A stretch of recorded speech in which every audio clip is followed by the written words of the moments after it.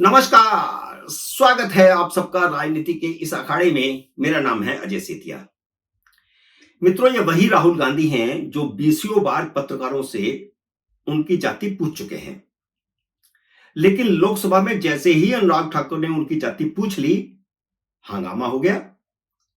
जिस press conference में राहुल गांधी ने पत्रकारों से उनकी जाति पूछी थी, उस प्रेस कॉन्फ्रेंस में किसी ने हंगामा नहीं किया था। मैं यह नहीं कह सकता, ना मैं कहना चाहता हूं कि उस समय प्रेस कॉन्फ्रेंस में ज्यादातर पत्रकार चाटुकार किस्म के बैठे होंगे। राहुल गांधी ने अपनी जाति पूछे जाने को कहा है कि उन्हें गाली दी गई है, उन्हें इंसल्ट किया गया है। तो क्या इसका मतलब यह नहीं निकाला जाना चाहिए कि जब उन्होंने प्रेस कॉन्फ्रेंस में पत्रकारों से उनकी जाति पूछी थी तो उन्हें गाली दी थी, उन्हें इंसल्ट किया था? राहुल गांधी कब क्या बोलते हैं शायद उन्हें खुद भी पता नहीं होता। लोकसभा को अब 5 साल राहुल गांधी के हंगामे देखने होंगे। मैंने एक पत्रकार के नाते 1992 में संसद को कवर करना शुरू किया था। मैंने कभी ऐसा विपक्ष का नेता नहीं देखा जो सदन को गली का चौराहा बना दे। मैंने लोकसभा में अटल बिहारी वाजपेयी को विपक्ष के नेता के नाते देखा है, लाल कृष्ण आडवाणी को देखा है, सुषमा स्वराज को देखा है। राज्यसभा में मैंने जसवंत सिंह को देखा है, अरुण जेटली को देखा है, गुलाम नबी आजाद को देखा है। अब इनके सामने राहुल गांधी थोड़ा अजीब सा लग रहा है। वह कहते हैं कि उन्हें अर्जुन की तरह आंख ही दिखाई देती है। उन्हें हिंदू धर्म के बारे में, ग्रंथों के बारे में अभी अभी ताजा ताजा ज्ञान हुआ है, या वह पढ़ रहे हैं या उन्हें लिखकर दिया जा रहा है कि हर रोज वह कभी रामायण की, कभी महाभारत की कोई ना कोई उदाहरण देते रहते हैं। असल में वह आंख है प्रधानमंत्री की कुर्सी, क्योंकि उन्हें लगता है कि जाति आधारित जनगणना का धोखा ही उन्हें उस कुर्सी पर बिठा सकता है। सिवा जातियों की लड़ाई करवाए वह प्रधानमंत्री नहीं बन सकते, यह उनके दिमाग में किसी ने बिठा दिया है। और मैंने कल के वीडियो में बताया था कि लालू यादव और नीतीश कुमार ने उनके दिमाग में यह बिठाया था। सिवा जातियों की लड़ाई करवाए वह प्रधानमंत्री नहीं बन सकते, यह उनको पक्का पता चल चुका है।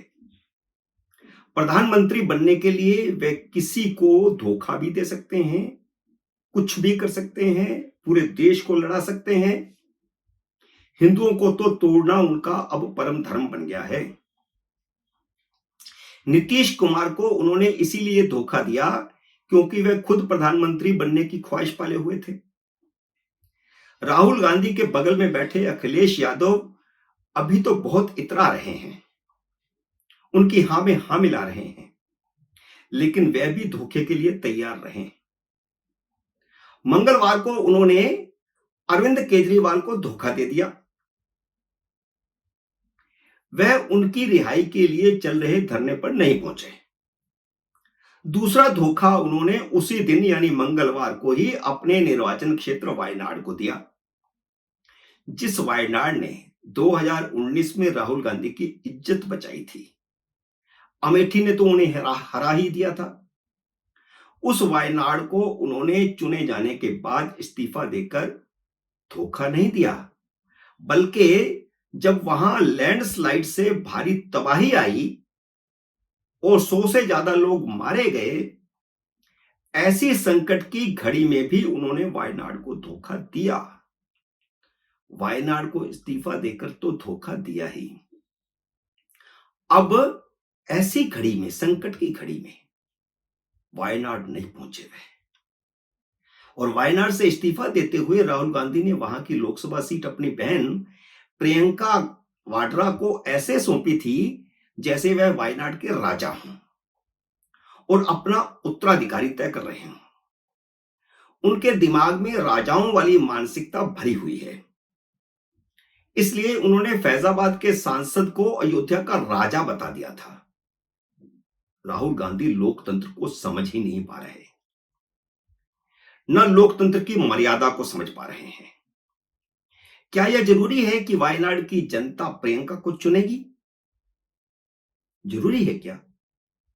अमेठी को भी वे अपनी बपूती समझते थे, लेकिन अमेठी ने उन्हें हराया।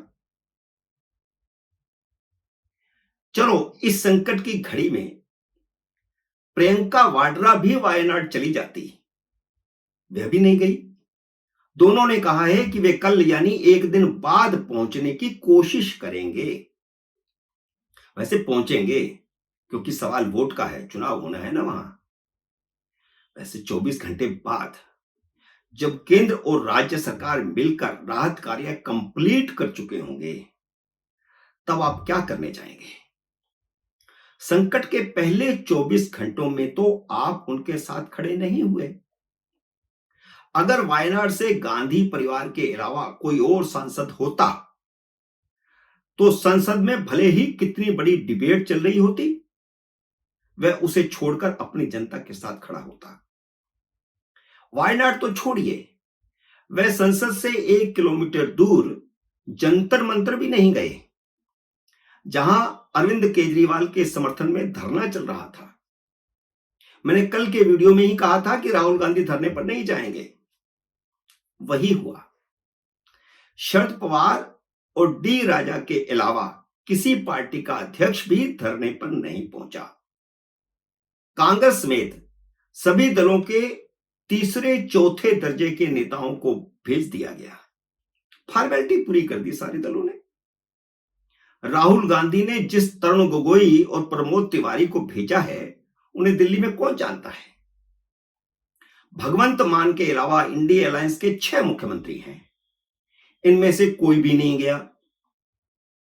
संजय सिंह ने कहा था कि राहुल गांधी, ममता बनर्जी, स्टालिन, अखिलेश यादव, तेजस्वी यादव, सीताराम येचुरी, उद्धव ठाकरे आएंगे, पर कोई नहीं गया।